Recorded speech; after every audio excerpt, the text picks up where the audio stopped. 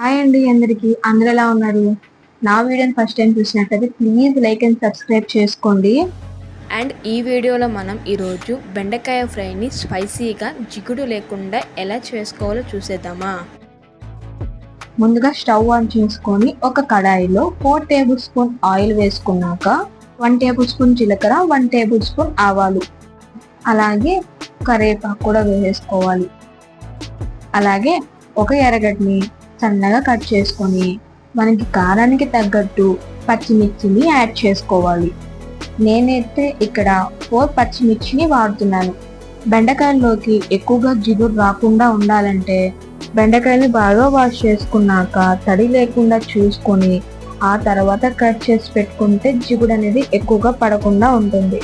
కడాయిలోకి మనం ముందుగా కట్ చేసి పెట్టుకున్న బెండకాయల్ని హై ఫ్లేమ్ మీద 2 మినిట్స్ బాగా ఫ్రై చేసుకోవాలి.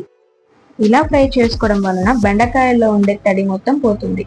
ఆ తర్వాత 1 టేబుల్ స్పూన్ పసుపు వేసుకొని తగినంత ఉప్పు కూడా వేసుకొని బాగా మిక్స్ చేసుకోవాలి. ఇప్పుడు స్టవ్ని లో ఫ్లేమ్లో ఉంచుకొని మూత ఉంచేసి ఒక 2 మినిట్స్ అలా వదిలేసుకోవాలి.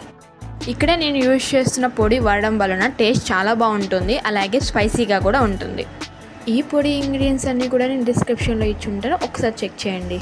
1 మినిట్ హై ఫ్లేమ్ మీద బాగా ఫ్రై చేసుకొని స్టవ్ అనేది ఆపేసుకోవాలి.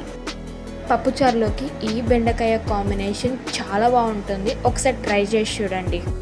అంతేనండి, చాలా టేస్టీ అండ్ స్పైసీగా బెండకాయ ఫ్రై అనేది అయిపోయింది. ఇలా ఒకసారి ట్రై చేసి చూడండి, టేస్ట్ అనేది చాలా బాగుంటుంది. ఈ వీడియోని లాస్ట్ వరకు చూసినందుకు thank you so much, and please do like and subscribe for more videos. Thank you so much.